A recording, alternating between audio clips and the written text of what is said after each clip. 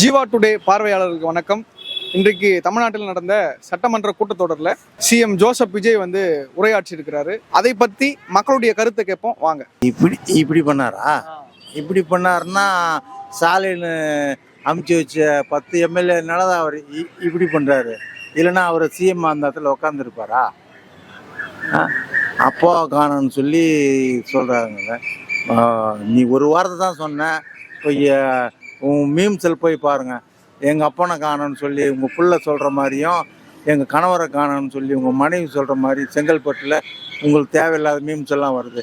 மக்கள் பிரச்சனை பேசுங்கன்னு சொன்னால் நீங்கள் அவங்கவுங்க தனிப்பட்ட குடும்ப பிரச்சனை போய் பேசுகிறதுக்கு அந்த இடம் சரியான இடம் இல்லை. மக்கள் பிரச்சனை பேசுங்க. அவங்க கேட்குற நியாயமான கேள்விங்களுக்கு நீங்கள் பதில் சொல்லுங்கள். நீங்கள் கொடுக்கக்கூடிய பதிலுக்கு அவங்களும் சொல்லட்டும். இதுதான் நாகரிகமான சட்டசபை நிகழ்வு. இது விட்டுட்டு இது என்னவோ அவர் நடிகர் தான் ஒன்றும் போல் தெரியும். ஒன்றும் சிஎம் ஆகலை நினைக்கிறேன். சிஎம் ஆனான்னா சிஎம்முக்கான கெத்தோட அவர் அது என்ன பதில் சொல்லணுமோ அவர் சொல்லியிருப்பார். வந்துடுவார். ஒரு 6 மாதம் விடுங்களேன். விட மாட்டேன்றீங்களா அவரை?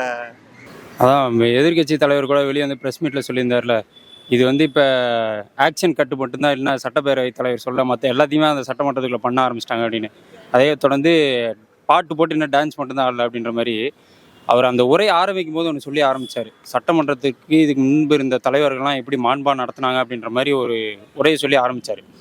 கடைசி ஆக ஆக அந்த மாண்பெல்லாம் எங்கே போச்சுன்ற ஒரு கேள்வி வந்துருச்சு.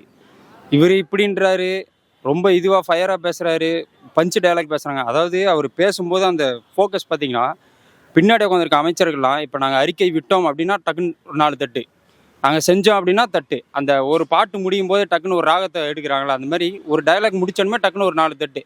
இதெல்லாம் எந்த விதத்தில் இதுக்கு முன்பு இருந்த ஆட்சியாளர்கள்லாம் பண்ணாங்கன்றது நமக்கு தெரியல. 1,72,00,000 பேர் அவர் ஓட்டு கூட தேர்வு பண்ணியிருக்கிறாங்க இல்லையா? அந்த 1,72,00,000 பேருக்கு மட்டும் அவர் கிடையாது, சிஎம் கிடையாது. இங்கே இருக்கிற 7-8 கோடி பேர் மக்களுக்கும் அவர் தான் சிஎம். எந்த சிஎம்மும் இது வரைக்கும் இந்த மாதிரியான சின்ன சின்ன விஷயங்கள்லாம் அவங்க பண்ணலை. ஸோ அதனால் அவர் பண்ணதை நான் தப்பு குற்றம்லாம் சொல்லலை. அவர் ஒரு சினிமா நடிகராகவே இருந்துட்டு இருக்கார் இல்லையா? ஸோ அதுதான் இங்கே குறை. வேறு எந்த குறையும் நீங்கள் அவரை சொல்ல முடியாது. சொல்லுவாங்க இல்லையா, சட்டசபைக்குள்ளே கோமாளி வந்தால் அது சர்க்கஸ் கூடாரமாக மாறிடும். ஸோ இப்போ அப்படித்தான் இருக்குது. அப்ரெசிங்காகவே இல்லைங்க. அவர் ஸ்கிரிப்டில் பார்த்து படித்து பேசி டைலாக் பேசுறது, இப்படி ஆக்ஷன் காட்டுறது, அப்புறம் இந்த நாக்கால் இப்படி பண்ணுறது, இதெல்லாம் தான் அவர் ரெகுலராக பண்ணுறது. மக்கள் பணி, இந்த களத்தில் இறங்கி தொண்டர்களை பார்க்கறது, அவங்களுக்கு தொண்டர்களுக்கு கை கொடுக்கறது, தொண்டர்களோட நடக்கிறது, அந்த அரசியல் பண்ணுறது, அதெல்லாம் அவருக்கு தெரியாது. இந்த இப்படி கழுத்து இப்படி பண்ணுறது, இந்த மாதிரி பண்ணுறது, இதெல்லாம் அவரோட இயல்பு. சட்டமன்ற கூட்டத்தொடர் நடக்கும்போது பேசும்போது ஒரு வார்த்தை சொல்லியிருப்பார், மாண்புமிகு முதலமைச்சர் ஸ்டால் அப்படின்னு சொல்லிட்டு விஜய்ன்னு சொல்லியிருப்பார். அப்போ இன்னமும் அவர் எங்கே இருந்தாலும் அந்த ஆட்சி நடத்தக்கூடியவர் அவர் தான் அப்படின்றத அந்த விதமே காட்டுது. அது அவர் மட்டும்தான் சொன்னாரான்னு கேட்டால், உயர்கல்வித்துறை அமைச்சர் ஒரு இடத்துல நின்று டான்ஸ் ஆடிட்டு இருந்தார். அந்த இடத்துல கூட ஒரு இடத்துல அப்படியே பேசிட்டு வரும்போது மாண்புமிகு முதலமைச்சர் திரு முத்துவேல் கருணாநிதி ஸ்டாலின் சொல்கிறாரு. இப்போ அவர் குட்டி கதை ஒன்று சொன்னார்ல, அந்த குட்டி கதை நானும் ஒன்று சொல்லணும்னு நினைக்கிறேன். ஒரு குடும்பம் ஒன்று இருக்குது. அந்த குடும்பத்துக்கு தலைவராக இருக்கிறது அப்பா தான், தலைவியாக இருக்கிறது அம்மா தான். தலைவர், அந்த குடும்பத்தினுடைய தலைவர் பயங்கர செழிப்பாக இருக்கவர், நல்லா சம்பாதிக்கிறார், கோடி கணக்கில் சம்பாதிக்கிறார். அவங்க அம்மா நல்லா சொத்துக்கள்லாம் வச்சு மிகப்பெரிய ஒரு அதிபராக இருக்கவங்க தான் அவங்க மனைவி, அந்த தந்தையினுடைய அந்த ஹஸ்பண்டினுடைய மனைவி. அவங்களுக்கு ஒரு பொண்ணு ஒரு பையன், ஒரு குடும்பமாக இருக்காங்க. இப்போ குடும்பத்தினுடைய தலைவருக்கு என்ன வேலைன்னு கேட்டால், பசங்களுக்கு சேவை செய்கிறது, பசங்களுக்கான தேவைகள்லாம் என்ன செய்கிறதோ, மனைவிக்கு என்ன செய்கிறதோ அதுதான் தந்தையினுடைய வேலை.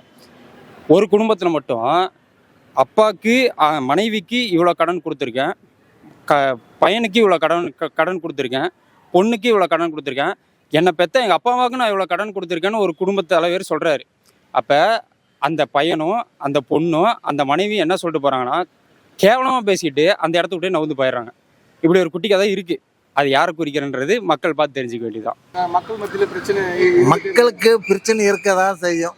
அதுக்கோசம் முதலமைச்சர் பார்த்துருவாங்களான்னா, மக்கள் பிரச்சனை நடந்துன்னு தான் இருக்கும். எல்லா கட்சியும் நடந்துன்னு தான் இருந்துச்சு. இப்போ அவர் இன்னும் நான் தான் சொல்கிறேன், இன்னும் முதலமைச்சர் ஆகலைன்னு சொல்கிறேன். நீங்கள் மறுபடியும் முதலமைச்சர்னே சொல்லி நிற்கிறீங்க. நல்ல நடிகர், நான் இல்லைன்னு சொல்லலை. நான்லாம் கூட அவருடைய ஃபேன் தான். ஆச்சா, இன்னும் இப்போ தானே முதல் கேள்வி வைக்க ஆரம்பிச்சுக்கிறாங்க. கொஞ்சம் அடிபட்டு அதுக்கப்புறம் நல்ல முதலமைச்சர் முன்னாடி நல்ல பதில் தருவார்.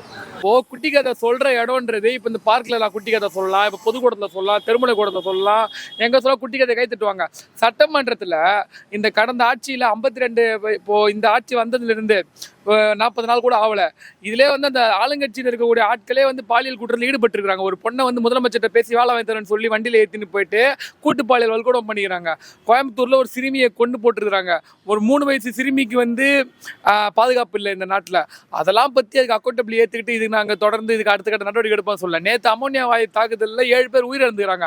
அவங்களுக்கு 2 லட்சம் அறிவிச்சிருக்காங்க. அவங்களுக்கு நான் அவங்க குடும்பங்களுக்கு கண்டனம் அந்த குடும்பத்துக்கு ஆழ்ந்த இரங்கல் தெரிவிக்கிறேன், அவங்கள பார்த்துக்கிறேன், அதெல்லாம் பற்றி வாய் திறக்கல. வந்து எல்லாத்துக்கும் திமுக தான் காரணம். இந்த ஆன்லைன் அனில்ஸ் மாதிரி இந்த விர்ச்சுவல் அபியூசர்ஸ் இருக்காங்களா, அது மாதிரி எல்லாத்துக்கும் திமுக தான் காரணம். இது திமுக சரி. திமுக தலைவர் இருக்காருல குளத்தூர்ல என்ன தெரியுமா, குளத்தூர் நீங்க சரி நான் குளத்தூர்ல தோத்துட்டோம், நீ வந்து பெரம்பூர்ல ஜெயிச்சிய, பெரம்பூர் நம்பர் 1 தொகுதி என்ன ஆக்கிருக்கீங்க, பெரம்பூர்ல வந்து கரண்ட் கட்டு தான் நீ அதிகமாக கொண்டு வந்துக்கிறீங்க, அதை பத்தி பேசுங்க. மக்கள் கரண்ட் எல்லாம் அழுகுறாங்க. சாயங்காலம் 7 மணி ஆச்சுன்னா ரோட்ல வந்து குழந்தைகளை கொண்டு வந்து காத்தாடி வாங்கி விசிட்டு இருக்காங்க. Tamil Nadu is evolving just backward. Current இல்லாத காலத்துக்கு போறாங்க. இப்போ அனில்ஸ் அதுக்கு முட்டு கொடுப்பானுங்க. கரண்ட் நம்ம எல்லாம் பிறக்கும் போதே கரண்டோட போறோம், பிறக்கும்போது ஏசியில் போறோம். மக்களோட ரோட்ல நின்று வாங்க பேசுங்க, தளபதி அதுக்கு ஒரு வாய்ப்பு அமைச்சு தர ரோட்ல வந்து பேசுங்கன்னு. இந்த மாதிரி கேவலமா முட்டு கொடுத்துட்டு இருக்கிறதுக்கு அவங்களுக்கு ஒரு ஆன்லைன் ஆபாச வாரியர்கள் இருக்கிற வரைக்கும் அந்த முதலமைச்சர் அவர் என்ன பேசினாலும் சரி நம்பிட்டு இருக்கோம் வரைக்கும் அந்த மாதிரி தான் குட்டி கதை சொல்லுவாரு, ஆக்ஷன் காட்டுவாரு. இன்னும் என்ன, இன்னும் ஒரு நம்ம கூட தெரியாம இருக்கல, இன்னும் 2 ஐபோன் கூட உள்ள வச்சு ரீல்ஸே எடுத்துக்கலாம் உள்ள. அதுக்கும் வாய்ப்பு இருக்கு. ஏன்னா சிஎம்மோட ஆஃபீஸ்க்குள்ளே போய் ரீல்ஸ் எடுக்கலையா இந்த ஆட்சியில? இல்லை அவர் இன்னும் பிரச்சார கூட்டத்திலேருந்து வரல. அவர் இன்னும் பிரச்சார கூட்டத்தில் இருக்கிறாரு. ஸோ அவர் இன்னும் கொஞ்ச நாள் ஆகல. அவர் கேட்டுக்கார்ல, ஒரு 6 மாதம் நேரம் கேட்டுக்கார் இல்லையா, அதையெல்லாம் முடிச்சுட்டு அவர் ஒருவேளை அதுக்கப்புறமா ஒரு சிஎம்ஐ சார்ஜ் எடுப்பார்னு நினைக்கிறேன். நம்ம சின்ன வயசுலேருந்து சொல்லுவோம் இல்லையா, மாற்று அரசியல் அப்படின்றது என்ன அப்படின்னா, நம்ம ஒரு வட்டத்தை போட்டுட்டு அந்த வட்டத்தில் கரெக்ஷன் பண்ணணும். ஸோ அப்போ தான் நீங்கள் அந்த வட்டத்தை சீக்கிரம் கொண்டு வர முடியும். ஒரு வட்டத்தை அழகாக நீங்கள் போட்டுட்டு அதில் எங்கெல்லாம் பெண்ட் இருக்கோ அங்கெல்லாம் நீங்கள் கரெக்ஷன் பண்ணால் வட்டத்தை கொண்டு வந்துடலாம். ஆனால் நம்ம என்ன செய்கிறோம், வட்டத்தை பற்றியே 10 வட்டம் போடுறோம். எப்போ வட்டம் வரும்? ஸோ மாற்று அரசுன்றது அப்படி தான். ஸோ இருந்தவங்கள்ட்ட குறைகளை சொல்லி நிறைகளை சொல்லி கேட்டிருக்கலாம். புதுசாக ஒருத்தவங்களை கொண்டு வந்துட்டாங்க. இனி அரசியலுக்குள்ள அனுபவப்பட்டு அவங்க சில விஷயங்களை புரிஞ்சுக்கிட்டு இங்கே நடைமுறைய சிக்கல் என்ன இருக்குது, ஒன்றிய அரசு நமக்கு என்னென்ன பிரச்சனை கொடுக்குது, இதையெல்லாம் புரிஞ்சுக்கிட்டு அவங்க அரசியல் பண்ண ஆரம்பிக்கிறதுக்கும் மக்களுக்காக நல்லது செய்யறதுக்கும் இன்னொரு 5 வருஷம் ஆகும். ஸ்டோரி சொல்லும்போது வந்து அந்த ஸ்டோரியில வந்து எங்க வந்து அப்பாவை காணோம் அப்படின்ற மாதிரி வந்து சொல்றாரு. அது யார சொல்றதா வந்து நீங்க? எனக்கு தெரிஞ்சு வந்து கடந்த ஒரு 6 மாதத்துக்கு முன்னாடி செங்கல்பட்டு நீதிமன்றத்தில் ஒரு வழக்கு ஒன்று நடந்துச்சு. அந்த வழக்கில் பாதிக்கப்பட்டவங்களோட மகன் ஒருத்தர் இருக்காரு. அவர் வந்து வலசரவாக்கத்தில் இருக்காரு. அந்த பையனோட ஒரு கஷ்டப்படுற ஒரு கதையை, அந்த பையன் வந்து அப்பாவை இல்லாமல் வந்து தன்னந்தனியாக உழைச்சி ஒரு ஸ்கிரிப்ட் எழுதி ஒரு டைரக்டர் ஆகிட்டு இப்போ வந்து வளர்ந்து வந்துட்டு இருக்காரு. அந்த பையனுக்காகவும் யோசிச்சு ஒரு முதலமைச்சர் வந்து அப்பாவை கண்ணு ஒரு பையன் தேடி இப்போ டேரக்டர் ஆகிட்டு வந்துட்டு இருக்காரு. அந்த பையனுக்காக இந்த சொல்கிறப்ப எனக்கு ரொம்ப பெருமையாக இருக்குது. அந்த பையன் அப்பாவை காணுன்னு தேடுறான். அந்த பையன் சட்டமன்றம் வந்து பார்த்தா அவங்க அப்பாவை கண்டுபிடிச்சிடலாம். அதே மாதிரி சொல்கிறேன், அப்பா காணு சொல்கிறாருல, கலைஞர் மகளிர் விடியல் பேருந்து பயண திட்டத்தில் அப்பா அங்கே இருக்காரு. அதே மாதிரி மகளிருக்கு மாத உரிமை தொகையில் அப்பா அங்கே இருக்கிறாரு. அதுக்கப்புறம் மாணவர்களுக்கு காலை உணவு திட்டத்தில் அப்பா அங்கே இருக்கிறாரு. இதோ இங்கே இருக்கக்கூடிய நம்ம நான் முதல்வன் திட்டத்தில் உருவானவங்க இருக்காங்க தெரியுமா, அத்தனை பேர் மனசில் அப்பா இருக்காரு. இவர் வந்து சினிமா தேட்டர்லையும் வாட்ஸ்அப் ஸ்டேட்டஸ்லையும் மட்டும்தான் இருக்காரு. எங்கள் முதல்வர் எங்கள் அப்பா வந்து ஆல் இண்டியா ஃபுல்லாக இன்றைக்கி 56 ஐஏஎஸ் அதிகாரிகளை உருவாக்கி, தமிழ் பேசும் ஐஏஎஸ் அதிகாரி நான் முதல்வர் திட்டம் உருவாக்கி அமைச்சிருக்காரு. அவங்க மனசுலலாம் அப்பா இருக்கிறாரு. தேடணும்னு நாங்கள் தேடி கண்டுபிடிச்சி சொல்லுங்கள். இப்போ அவர் வந்து முழுக்க சினிமா அதாவது சினி ஃபீல்ட்லேருந்து வந்தவர். ஏன்னா அவங்களுக்கு வந்து எப்படின்னு கேட்டால் எல்லாமே வந்து அந்த ஸ்டைல் மாதிரி தான் வரும். நம்ம அதை குறை சொல்லக்கூடாது. ஏன்னா அரசியல் பேச்சுன்றதெல்லாம் வேறு. அண்ணா வந்து பேசி பார்த்துருக்கீங்களா நீங்கள்? கலைஞர் எப்படிலாம் பேசியிருக்காரு. அதுங்கெல்லாம் வந்து ஊர்ன கட்டைங்க. அரசியல் வாழ்க்கையில் அவங்களாம் ஊர்னவங்க. அவங்களுக்கு நீங்கள் சாதாரண ஒரு மேடையில் கொண்டு போய் ஒரு கல்யாணத்தில் விட்டால் கூட அவங்க அரசியல் மாதிரியே தான் பேசுவாங்க. இதுவும் அப்படி தான். அந்த சினிமாவிலேருந்து எப்படி பேசணும், டைலாக் போனால் வந்து போல எல்லாம் இவங்களுக்கு போனால் அந்த மைண்டில் வந்து அதுதான் நிற்கும். தவிர அது வந்து ஒரு உடம்போட முத்தியோட மூளையோட ஒட்டின ஒரு சுவாபம் அது. புரியுதுங்களா? அதனால அதை குறை சொல்ல, ஆனால் மாற்றிக்கணும். சூழ்நிலைக்கு அந்த மாதிரி அதை மாற்றி அமைச்சிக்கிறது அவங்களுடைய திறமை, புத்திசாலித்தனம், நல்லது பண்ணுவாங்க. பட் இதை நான் எப்படி பார்க்குறேன் அப்படின்னு கேட்டிங்கனாக்கா, இதுக்கு ஒரு சரியான புரிதல் வேணும். நீங்கள் வந்து அரசியலில் பயணிக்காட்டியும் அரசியலில் ஃபாலோ பண்ணுற அளவுக்கு ஒரு 20-25 வருஷம் நீங்கள் வந்து ஃபாலோ பண்ணணும். இந்த நாட்டோட தன்மையை பற்றி நீங்கள் புரிஞ்சுக்கணும். இந்த நாட்டில் என்னென்ன பிரச்சனைகள் இருக்குன்னு நீங்கள் முதல்லயே தெரிஞ்சுக்கிட்டு இருக்கணும். இப்போது என்னையவே எடுத்துக்கிட்டிங்கனாக்கா நான் வந்து ஒரு அரசியலை ஃபாலோ பண்ணுவேன், நாட்டில் உள்ள பிரச்சனைகளை ஃபாலோ பண்ணுவேன். நான் எனக்கு தெரிந்த ஒரு அந்த சால்வேஷன்ஸ் என்னென்ன இருக்குன்னு மனசுக்குள்ளேயாவது நினச்சிப்பேன், என்னால் வெளியில் சொல்ல முடியாட்டியும். பட் அந்த மாதிரி இப்போ விஜய் அவர்கள் வந்து நடிப்புலேருந்து இப்போ தான் வந்திருக்காங்க, இப்போ தான் கவனம் செலுத்துகிறாங்க. ஸோ 1,78,00,000 மக்களுக்கு அவரை பிடிச்சிருக்கு, வாக்களிச்சிருக்காங்க. நம்ம அதுக்கு தலைவணங்கணும். அந்த வாக்கு செலுத்தினவங்களுக்கு அவர் ஆட்சியில் அமர வைத்ததுக்கு நம்மளோட ரெக்வஸ்ட் என்னவா இருக்கணும்னா, இதை சீக்கிரமாக புரிஞ்சுக்கிட்டு இந்த எந்தெந்த பிரச்சனைகள் இருக்கோ அதுக்கு சீக்கிரமாக ஒரு சொல்யூஷனை தரணுங்கிறது நம்ம அவர்கிட்ட கேட்டுக்கிறோம். தமிழ்நாட்டில் வந்து விவசாயிகள் வந்து போராடிட்டு இருக்காங்க. அந்த போராட்டத்தை வந்து திமுக வந்து தூண்டி தான் வந்து நடத்துறாங்க. திமுக தூண்டுதலின் பேரால் தான் அந்த போராட்டம் நடக்குது அப்படின்னு சொல்லிட்டு விவசாயிகளுடைய போராட்டத்தை பற்றி கருத்து சொல்லியிருக்காரு. இதை நீங்க எப்படி பாக்குறீங்க? இவங்களுக்கு வேற வேலையே இல்லை. ஆட்சிக்கு வந்து வரதுக்கு முன்னாடி திமுக தான் காரணம், தொட்டதெல்லாம் திமுகன்னாங்க. இப்போ ஆட்சிக்கு வந்ததுக்கப்புறம் மின்வெட்டு நடந்தால் கூட திமுக தான் காரணம்ன்றாங்க. மின்வெட்டுக்கும் அதுங்களுக்கும் சம்மந்தமே கிடையாது. அவங்க எதிர்க்கட்சி, ஆளுங்கட்சியாக இருக்கிற நீங்கள் என்ன பண்ணுறீங்கன்றது தெரில. அப்போ அரசு அதிகாரிகள்லாம் யார் கண்ட்ரோலில் இருக்காங்க? விஜய் கண்ட்ரோலில் இருக்காங்களா இல்லை திமுக கண்ட்ரோலில் இருக்காங்களா? இதெல்லாம் ஒரு கேள்வியாக வருது. இப்போ விவசாயிகள் போராட்டம் அவங்க தன்னெழுச்சியாக தான் போராடுறாங்க. யாரும் குறிப்பிட்டு அவங்க போராடுறதுக்கு அவங்க என்ன இதுவா தாவைக்கு ஆஃபீஸுக்கு வெளியே நிற்கிற மாதிரி அந்த ஆட்டு மந்தைகள் கூட்டம் அவங்க அப்படிலாம் கிடையாது. அவங்க தன்னெழுச்சியாக எங்களுக்கான கடன் தள்ளுபடி இவ்வளோ அறிவிச்சிங்க, கடன் தள்ளுபடி கொடுக்க மாட்டீங்கன்னு சொல்லி தான் அவங்க போராட்டம் பண்ணுறாங்க. இப்போ இந்த மாதிரிலாம் நடந்துட்டு இருக்கும்போது கடைசி அந்த சைகை ஒன்று காமிச்சார்ல, இப்போ நான் அவருக்கு ஒரு சைகை காட்டணும்னு நினைக்கிறேன். தமிழ்நாட்டில் கடந்த 45 நாளாக ஆட்சி நடந்துகிட்ருக்கு. மிகப்பெரிய குற்றங்கள்லாம் நடந்துகிட்ருக்கு. பாலியல் குற்றங்கள், மின்வெட்டு, கடன் பிரச்சனை, விவசாயி கடன் தள்ளுபடி, இப்படி ஏராளமான பிரச்சனைகள் நடந்துகிட்ருக்கு. இதுக்கெல்லாம் முதலமைச்சர் ஒரே ஒரு ஆக்ஷன் தான் கொடுப்பாரு. என்ன ஆக்ஷன்னா, இந்த ஆக்ஷன் தான் தொடர்ச்சியாக கொடுத்துட்ருக்காரு. எதற்குமே வாய் திறக்காத சிஎம்மாக தான் இருக்காரு. எதிர்கட்சிகள் கூட போய் வாய் திறங்க சிஎம்னு பேட்ச் குத்திட்டு போனாலுமே இன்னமும் வாய் திறக்காமல் இருக்காரு. இன்னைக்கு சட்டமன்றத்தில் இப்படி பேசிட்டாருன்னா வாய் திறந்துட்டாரான்றதெல்லாம் கிடையாது. அவர் இன்னமும் இந்த பஞ்ச் டயலாக் தான் பேசிட்டு இருக்காரு. கேட்ட கேள்விக்கு பதிலே யாருமே சொல்றதில்ல. ஒரு துறை சார்ந்த கேள்வி கேட்டால் துறை சார்ந்த அமைச்சர் தான் சொல்லணும். அதை தவிர்த்து மற்ற எல்லா அமைச்சரும் சொல்லிட்டு இருக்காங்க. எல்லா இஷ்டத்தையும் எந்திரிச்சு பேசிட்டு இருக்காங்க. சட்டமன்றத்தில் எதிர்கட்சி தலைவர் கூட இன்னைக்கு கலாய்ச்சிருந்தாரு. நாங்கள் சட்டமன்றம் முடிஞ்சுன்னு சொல்லி அறிவிச்சிங்க, நாங்கள் கிளம்பி போயிட்டோம், அதுக்கப்புறம் ஒரு அமைச்சர் நின்று பேசிட்டு அந்த அமைச்சர் நேற்றைய தினம் எதிர்கட்சி தலைவர் பேசும்போது சொல்கிறாரு, ஸ்கூல் பேக்ஸில் முதல்வர்களுடைய படம் இல்லை, அது இந்த ஆட்சியில் தான் புதுசாக கொண்டு வந்தாங்க அப்படின்னு சொல்லி ஸ்டிக்கர் ஒட்டுறாங்கன்னு சொல்லியிருந்தாங்க. அதுக்கு அந்த துறையினுடைய அமைச்சர் இருந்துச்சு பதில் சொன்னார், கடந்த ஆட்சியில் ஒட்டியிருந்தீங்க அப்படின்றத சொல்கிறாரு. ஸ்கூல் பேக்கு, லேப்டாப் பேக்கு வித்தியாசம் தெரியாதவங்களெல்லாம் எதிர்கட்சியாக உட்காந்து அரசியல் பண்ண வேண்டியதாக இருக்குதுன்றது தான் ஒரு சிரிப்பாக இருக்குது. சும்மா பேச்சு. விவசாயிங்க போகிறாங்கன்னா அவங்க கோரிக்கைக்கோசம் அவங்க போராடுறாங்க. அதுக்கோசம் திமுக போய் அவன் திமுக ஆட்சியில் இருக்கும்போது விவசாயிகள் போராடினாங்க இல்லையா? அப்போது அண்ணா திமுகவில் சொல்லிட முடியுமா? அண்ணா திமுக ஆட்சியிலும் போராடினாங்க இல்லையா?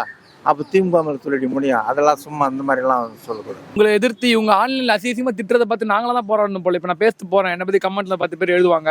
இவங்கெல்லாம் வந்து என்ன தெரியுமா, இந்த போராட்டம், ஆர்ப்பாட்டம், மக்கள் பிரச்சனை, மக்களோட குறை எது எடுத்து சொன்னாலுமே வந்துட்டு, ப்ரோ நீ வந்து 200 வாங்கிட்டு தானே பேசுகிற, ப்ரோ நீ வந்து ஒரு ஊபி தானே, நீ வந்து ஒரு இந்த மாதிரி நம்மளை வந்து ஒரு இதில் காயின்ஸ் பண்ணுறதா தவிர எது நியாயம் எது நடக்கிறது அதெல்லாம் எடுத்து பேசணுன்ற எண்ணம் வந்து இந்த ஆபாச வாரியர்களுக்கு கிடையாது.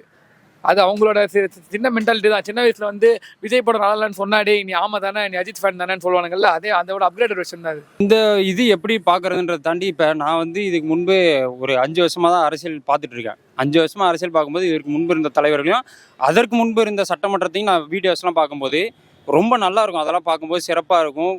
அந்த சட்டமன்றத்தை பார்த்தாலே நம்ம எதனா ஒரு இன்டேக் பண்ணிக்கணும் அப்படின்ற மாதிரி தான் இருக்கும். இப்போ இந்த சட்டமன்றம் இன்னைக்கு நடந்தது முதலமைச்சர் உரையெல்லாம் பார்த்தா அவ்வளோ நல்லா இருக்குது. இதுக்கு முன்பு இருந்ததெல்லாம் இப்போ பார்க்கும்போது சிரிப்பாக இருக்குது. இந்த முதலமைச்சர் உரையாக கேட்கறதுக்கு நான் இவ்வளோ நேரம் உட்காந்து 1 மணி நேரமாக கேட்டுட்டு இருந்தேன் அப்படின்ற மாதிரிலாம் இருக்குது. இந்த முதலமைச்சர் உரை பெருசாக ஒன்றும் இல்லை. மக்கள் மனசுலையும் இந்த ஆட்சி மேலேயும் இந்த முதலமைச்சர் மேலேயும் ஒரு பாசிட்டிவ் வைப்ஸ் இருக்குது அப்படின்றத கேட்டால் கண்டிப்பாக கிடையாது. அது இன்னமும் அது மாறிக்கிட்டே தான் இருக்குது, தொடர்ச்சியாக மாறிக்கிட்டே இருக்கும். உள்ளாட்சி தேர்தல் இருக்குது, மாநிலங்களவை தேர்தல் இருக்குது, எல்லாம் பார்த்துட்டு தான் நம்ம முடியும். இதில் 12 பகுதி, சென்னை மாநகராட்சி பொறுத்தவரை 12 பகுதி, அதில் 2 பகுதிக்கு தான் தனியார் மயம் ஆக்க போகிறேன்னு பேச்சுவார்த்தை நடக்கிறப்பவே ஒரு மாபெரும் போராட்டம் நடந்துச்சு. ஒரு புரட்சி பேசக்கூடிய டேரக்டர்லாம் உள்ள களத்தில் வந்து ஜம்ப் அடித்து வந்து புரட்சி பேசிகிட்டு இருந்தார். இப்போ அந்த டேரக்டர்லாம் எங்கே வாய முடிட்டு எந்த இடத்துல உட்காந்துருக்கான்னு தெரியல. இப்போ எல்லா மாநகராட்சி, மொத்த மாநகராட்சியுமே பிரைவேட்டாக மாற்ற போகிறேன்னு சொல்லிட்டு அறிவிச்சிருக்காங்க. அது தூய்மை பணியில் போராடுறாங்க. அதுக்கெல்லாம் ஒரு வாய் திறக்க மாட்டார். இவர் வந்து சட்டமன்றத்தில் எப்படி அமைதியாக ஐசோலேட்டாக உட்காந்துருப்பாரோ அதே மாதிரி இப்படிதான் இருப்பாரு. எப்போ நம்ம வாய் திறப்பாரு, நடிகைகள் யாராச்சும் வீட்டில் வந்து அவளை வாழ்த்துக்கள் தெரிவிக்கிறது வந்து அவளை அப்போ மட்டும் தான் ஒரு மூஞ்சி வந்து 1000 வால்ட் பல்ப் மாதிரி நல்லா பிரைட்டாக ஸ்மைல் தான் தெரியும் அவருக்கு. நான் என்ன கேட்குவாங்கன்னா அது வந்து கொஸ்டின் பண்ணுறதுக்கு வந்து எதிர்க்கட்சி தலைவருக்கு வந்து தகுதி இருக்குதான்னு நீங்கள் பார்க்குறீங்களா? தூய்மை பணியாளர்கள் ஏங்க மக்களால் தேர்ந்தெடுக்கப்பட்ட எதிர்கட்சி தலைவருங்க அவரு. கடந்த காலத்தில் தூய்மை பணியாளர்கள் வந்து நீங்கள் அவங்க போராடினவங்கலாம் வந்து வழக்கு போட்டீங்க. போராட்டங்கள் வழக்கு போட்டாங்க. அந்த போராட்டத்தை முடிச்சு வைக்கிறப்ப அவங்க கோரிக்கைகள் நிறைவேற்றி அவங்க எல்லாரும் கூப்பிட்டு மண்டபத்தில் வச்சு மீட்டிங் பேசி அனுப்பிச்சு விட்டாங்க. அது ஞாபகம் அவங்க எல்லாருக்கும். அப்ப இருந்தக்கூடிய சிஎம்டி அமைச்சர் சேகர்பாபு அவர்கள் இந்து தர அறநிலையத்துறை அமைச்சர், அவர் ஏன் சென்னையில் நடக்கிறது பாக்குறாரு அப்படின்னு கேட்டீங்களே, அவர் வந்து சிஎம்டிஏவுக்கும் அவர் தான் அமைச்சர். அந்த இலாக்கா ஓட்டுறா இருந்துச்சு. சென்னையில் எது நடந்தாலும் அவர் தான் போய் நிற்கிறோம். அவர் நின்று அதில் அவங்களை கூப்பிட்டு பேசி அமுச்சு விட்டாரு. அது ஞாபகம் அவங்களா இருக்கும். பேசி அது சுமூகமாக முடிச்சு அமுச்சு விட்டுருக்காங்க. அதுக்கப்புறம் அந்த அவங்க கோரிக்கை நிறைவேற்றினாங்களா? அரசு பணியாளர்கள் வந்து போராட்டம் பண்ணாங்களா? ஜாக்டோ ஜியோ அமைப்பு அவங்களோட கோரிக்கை பென்ஷனு, அந்த பழைய ஓய்வூதியம் அதையும் நிறைவேற்றி கொடுத்தாங்களா? இதெல்லாம் பண்ணி கொடுத்தாங்க. போன அரசுல போராட்டம் பண்ணவங்களுக்கு முடிஞ்ச வரை நிவர்த்தி பண்ணி கொடுத்தாங்க. செவிலியர் போராட்டம் அப்போ போராட்டம் நடந்துச்சு, இப்போ போராட்டம் நடக்குது. இப்போ வந்து அப்பயும் வந்து தூய்மை பணியாளர் போராட்டம் நடக்குது, இப்போ தூய்மை பணியாளர் நடக்குது. விவசாய போராட்டம் அப்போ நடக்கல. விவசாய போராட்டம்லாம் வந்து ஒரு 5 வருஷத்துக்கு முன்னாடி இந்த அக்ரிகல்ச்சர் பில்லு பிஜேபி கொண்டு வந்து தெரியுமா? அப்போ விவசாய போராட்டம் நடந்துச்சு. அப்போ அந்த எலியெல்லாம் வாயில வச்சுட்டு போராட்டம் பண்ணாங்க. அதுக்கப்புறம் விவசாயிகளுக்கு ஒரு மோசமான ஆட்சினா வந்து இந்த தாவே காட்சி. இப்போதான் வந்து விவசாயி வந்து போராடி நிற்கிறாங்க. நீங்கள் இந்த அரசுக்கு அல்லது முதலமைச்சருக்கு வந்து சொல்ல வேண்டிய விரும்புகிற ஒரு கருத்து? இந்த முதலமைச்சருக்கு முதலமைச்சராக இருங்க. அதற்கப்புறம் நீங்கள் மக்களுக்கு சேவை செய்யுங்க. முதலமைச்சராக தன்னை உணராமலேயே இன்னமும் நடிகரா நான் எங்கே போனாலும் நடிச்சுக்கிட்டு இருப்பேன் அப்படின்ற மாதிரியே இருக்கிறது. பஞ்ச் டயலாக் நான் எங்கே போனாலும் பேசுவேன். நான் எங்கே போனாலும் பேசினதெல்லாம் ரீல்ஸில் ட்ரெண்டிங் ஆகும். நான் பேசுகிறதெல்லாம் ரீல்ஸுக்கு போட்டு அதை ஆதரிக்கக்கூடிய ஆட்கள் என்னோட ரசிகர்கள் அப்படின்ற மனநிலைமையிலிருந்து வெளியே வந்து முதலமைச்சராக நீங்கள் உணர்ந்து வேலை செஞ்சீங்கனாலே இந்த ஆட்சி நல்லா இருக்கும் அப்படின்றது தான். முதலமைச்சராக இருக்கணும். முதல் போட்டவர் முதலமைச்சராக இருக்க ட்ரை பண்ணிட்டு இருக்கிறாரு. அவரோட முதலமைச்சர் வந்து எல்லாருமே மாண்புமிகு முதலமைச்சர். நான் எனக்கு 1000 விமர்சனம் இருந்தாலும் மாண்புமிகு முதலமைச்சர் விஜய் அவர்களை நம்பி மக்கள் ஓட்டு போட்டிருக்கிறாங்க. அவருக்காக ஓட்டு போட்டிருக்காங்க, வேற யாருக்காகவும் இல்லை. வேற யாரு அந்த குட்டியில் கூடியிருக்கக்கூடிய மற்ற அமைச்சர்களும் யார் மூஞ்சுக்காகவும் கிடையாது. அவங்க உழுந்த ஓட்டு எல்லாமே மாண்புமிகு அண்ணன் விஜய் அவர்களுக்காக அந்த ஓட்டு அவங்க போட்டிருக்கிறாங்க. அப்படின்றப்ப ஓட்டு போட்ட மக்களுக்கு அவர் உண்மையாக இருக்கணும். அவங்க நம்பிக்கையை வந்து அவர் கெடுத்துடக்கூடாதுன்றதை நான் அவர்கிட்ட கேட்டுக்கிறேன். வேற யாருமே தலையிடாமல் அவர் டெசிஷன் எடுத்தால் நல்லா இருக்கும்னு நான் கேட்குறேன். 1,72,00,000 பேர் உங்களுக்கு ஓட்டு போட்டிருக்காங்க. அதனால அந்த 1,72,00,000 பேருக்கு மட்டும் நீங்கள் சிஎம் கிடையாது. 8 கோடி மக்களுக்கும் நீங்கள் சிஎம், இன்க்ளூடிங் எதிர்க்கட்சி தலைவருக்கும் சரி, எதிர்க்கட்சி தலைவரோட அப்பாவுக்கும் நீங்கள் தான் சிஎம். ஸோ மறந்துடக்கூடாது.